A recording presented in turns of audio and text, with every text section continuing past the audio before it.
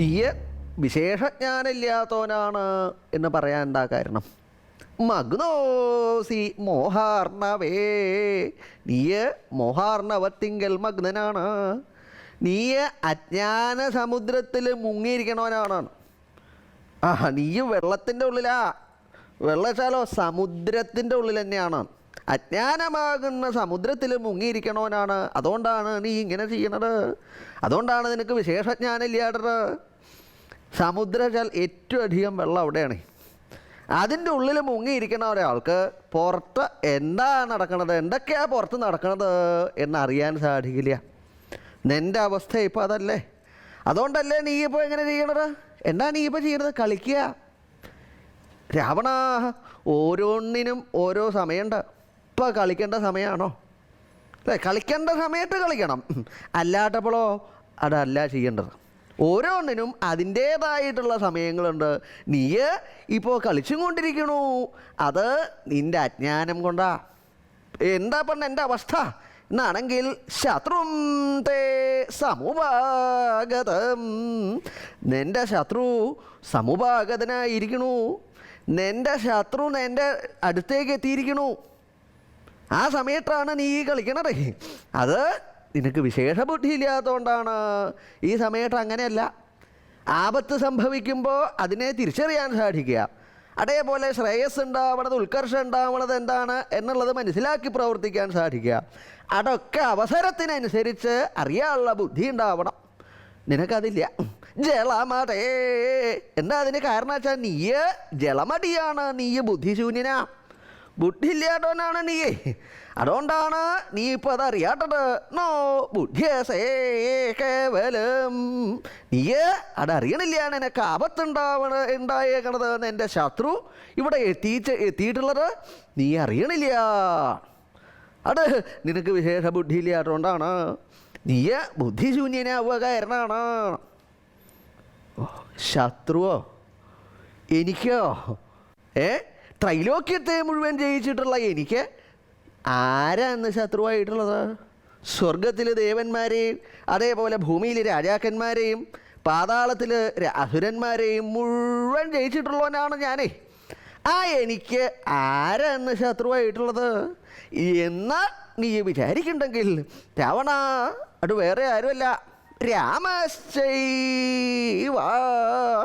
അത് രാമൻ തന്നെയാണ്.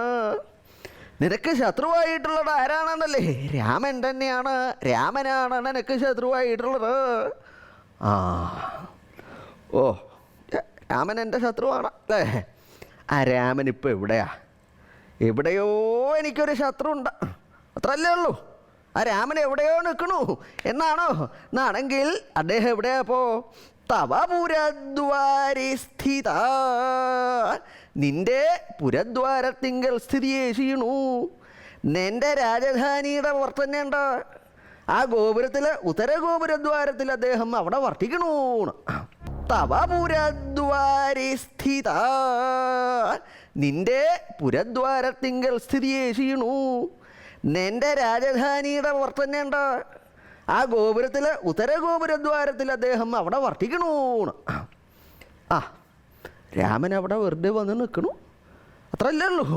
എൻ്റെ ശത്രുവാണ് ആ രാമൻ. അവിടെ എൻ്റെ ഗോപുരത്തിൻ്റെ പുറത്ത് അവിടെ എങ്ങനെ വന്ന് നിൽക്കുക? അതിന് ഞാൻ എന്തിനാ പരിഭ്രമിക്കണേ എന്നാണെങ്കിൽ അദ്ദേഹം എങ്ങനെയാണ് അവിടെ വന്ന് നിൽക്കണത്? കൃതാവലംബിത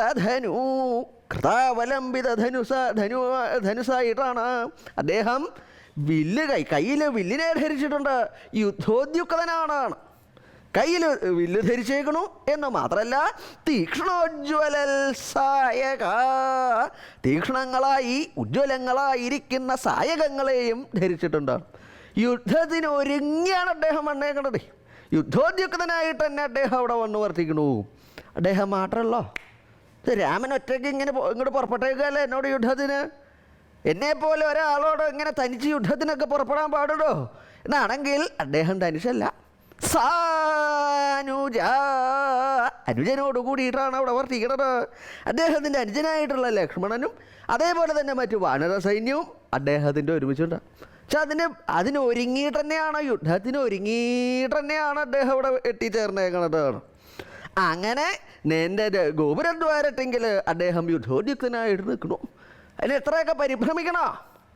രാമൻ കുറേ കുരങ്ങന്മാരെ കൂട്ടി എന്നോട് യുദ്ധത്തിന് പറഞ്ഞിട്ട് ഗോപുരത്തിൻ്റെ പുറത്ത് നിൽക്കണു. അതിന് ഞാൻ എന്തിനാ പരിഭ്രമിക്കണേ എന്നാണെങ്കിൽ അദ്ദേഹം എങ്ങനെയാ അവിടെ നിൽക്കണത്? സാക്ഷാൽ കാലൈവാപര, സാക്ഷാൽ കാലനെ പോലെ അന്തകനെ പോലെ തന്നെയാണ്. അന്തകനെ പോലെ അവിടെ വർത്തിക്കുകയാണ്. അപ്പോൾ പരിഭ്രമിക്കേണ്ട. അന്തകനെ പേടിയില്ലാത്ത ആരെങ്കിലും ഉണ്ടോ? പക്ഷെ അണ്ടകൻ എന്ന് പറഞ്ഞാൽ എല്ലാവരുടെയും പ്രാണനെ അപഹരിക്കണ ആളാണ്. ആ അണ്ടകനെ പേടിക്കണോ എന്നാണെങ്കിൽ രാവണന് പേടിക്കേണ്ട ആവശ്യമില്ല. രാവണൻ അന്തകനെ പേടിക്കേണ്ട ആവശ്യമില്ല. എന്താ? രാവണൻ അന്തകനെയും ജയിച്ചിട്ടുണ്ട്. അന്തകനെ ജയിച്ചിട്ടുള്ള ഒരാളേ ഉള്ളൂ, അത് രാവണനാണേ. ആ രാവണന് പേടിക്കേണ്ട ആവശ്യമുണ്ടോ എന്നാണെങ്കിൽ ആ അന്തകനല്ല, രാവണൻ ജയിച്ചിട്ടുള്ള അന്തകനല്ലാടേ. പിന്നെയോ സാക്ഷാൽ കാലൈവാപര, അപരനായിട്ടുള്ള അന്തകനാണ്. മറ്റൊരു കാലനെ പോലെയാണ്. നീ ഒരു അന്തകനെ ജയിച്ചിട്ടുണ്ട്, ആ അന്തകനല്ല, മറ്റൊരന്തകനാണ്. നീ ജയിച്ചിട്ടില്ലാത്ത അന്തകനാണ്. ആ അന്തകനെ പോലെ നിൻ്റെ പ്രാണങ്ങളെ അപഹരിക്കുന്നതിന് വേണ്ടിയിട്ട്, എന്നെ ഇല്ലാണ്ടാക്കുന്നതിന് വേണ്ടിയിട്ട്, എൻ്റെ കഥ കഴിക്കുന്നതിന് വേണ്ടിയിട്ട് ആ ശ്രീരാമചന്ദ്രൻ അനുജനോടും വാനരസൈന്യങ്ങളോടും കൂടി എൻ്റെ ഗോപുരദ്വാരത്തെങ്കിൽ അവിടെ യുദ്ധത്തിന് ഒരുങ്ങി അവിടെ നിൽക്കണു. രാവണ, നിനക്ക് ബുദ്ധിയില്ലാത്തോണ്ടല്ലേ നീ ഇപ്പോഴും അത് മനസ്സിലാക്കാത്തത്? നീ ഇപ്പോഴും ആ അജ്ഞാന സമുദ്രത്തിൽ മുങ്ങി ഇവിടെ ഇങ്ങനെ ഇരിക്കുക. മറ്റ് പുറത്ത് നടക്കണതൊന്നും നീ അറിയണില്ല. നിനക്ക് ആപത്ത് സംഭവിക്കാൻ പോകുന്നത് പോലും നീ അറിയണില്ലല്ലോ രാവണ. നീ ഇങ്ങനെ ഒരു കൊള്ളരുതാത്തവനായി പോയില്ലോ എന്ന് അങ്കദൻ രാവണനോട് പറഞ്ഞു.